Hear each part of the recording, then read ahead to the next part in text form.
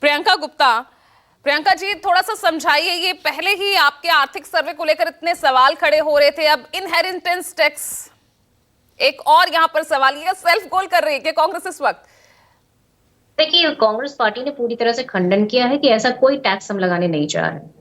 और हकीकत ये है कि आज अगर हम बात करें तो ये जो भारतीय जनता पार्टी है ना, ये अपने मैनिफेस्टो की चर्चा नहीं कर पा रही है। ये एक तरह का इनका सबसे पहला फेलियर ये है कि आज इन्हें चर्चा करनी पड़ रही है कांग्रेस के मैनिफेस्टो की, और ये हमसे सवाल पूछ रही हैं कि आप कैसे देंगे इस गरीब जनता को। अगर इस देश की गरीब महिलाओं को आप 1 लाख रुपए देने की बात करते हैं, अगर आप 30 लाख नौकरियां देने की बात करें तो कैसे देंगे।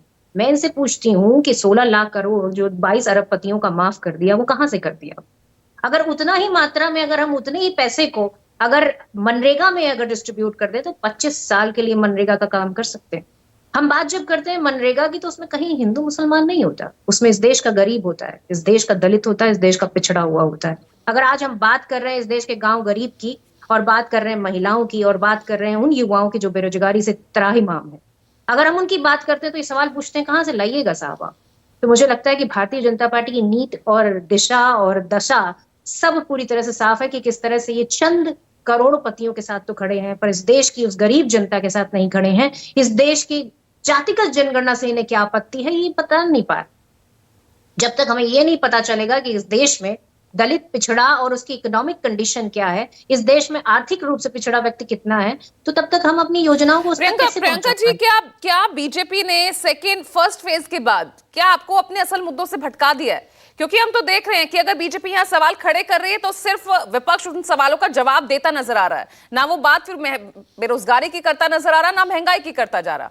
वो बात और एक्सप्लेनेशन सिर्फ अपने आर्थिक सर्वे जिसको लेकर उसने जिक्र मैनिफेस्टो में किया है कांग्रेस की। अगर मैं आप ही की पार्टी की बात करूं, देखिए, मुझे लगता है कि जिस तरह से अगर बात करें तो भारतीय जनता पार्टी को हमने पूरी तरीके से घेर रखा है।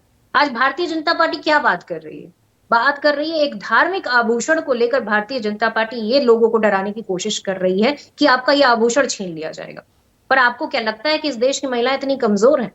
मुझे लगता है कि भारतीय जनता पार्टी की गलतफहमियां हैं, इस देश की महिलाओं को इतना कमजोर ना समझे। अगर वो आर्थिक रूप से मजबूत होंगी तो मंगलसूत्र भी खरीदेंगी और इस देश में जो है इकोनॉमी भी डेवलप होगी। और इस देश की महिलाओं के हाथ में अगर पैसा आएगा तो पूरा देश जो है शिक्षित होगा और पूरा देश आर्थिक रूप से मजबूत होगा। मुझे लगता है कि अगर गांव के किसान को अगर उसकी एमएसपी मिल जाएगी तो इस देश में किसान खुशहाल हो जाएगा। पर भारतीय जनता पार्टी नहीं चाहती कि किसान खुशहाल हो। भारतीय जनता पार्टी चाहती है कि अग्निवीर जैसी योजनाएं लाई जाए जिसमें पिता तो नौकरी कर रहा हो पर पुत्र रिटायर हो चुका हो। तो मुझे लगता है कि हद से ज्यादा इस समय भारतीय जनता पार्टी पूरी तरीके से अगर देखा जाए तो सिर्फ और सिर्फ कांग्रेस के मैनिफेस्टो की बात करती है, क्योंकि कांग्रेस के मैनिफेस्टो में है इस देश के लिए, इस देश के गरीब गांव किसान के लिए, इस देश के युवाओं के लिए, इस देश के मेरे सवाल का जवाब दीजिए ना प्रियंका जी, कि कहां है वो असल मुद्दे, कहां उस पर चर्चा हो रही है? और कल सैम पित्रोदा के बयान के बाद तो और ज्यादा डिफेंडिंग पोजीशन में आ गई है कांग्रेस।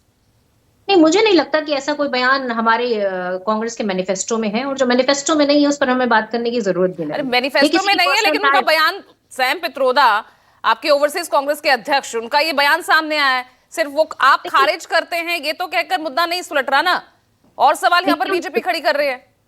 पूजा, जब ये हमारे मैनिफेस्टो में नहीं है तो किसी की पर्सनल राय से हमें कोई सफाई देने की जरूरत नहीं है। अगर अगर भारतीय जनता पार्टी के 4 सांसद कहते हैं कि हम जो है देश का संविधान बदलना चाहते हैं इसलिए हमें 400 सीट चाहिए, तो क्या भारतीय जनता पार्टी की प्रवक्ता कहेंगी यहाँ पर कि वो जो है वाकई में देश का संविधान बदलना चाहती है?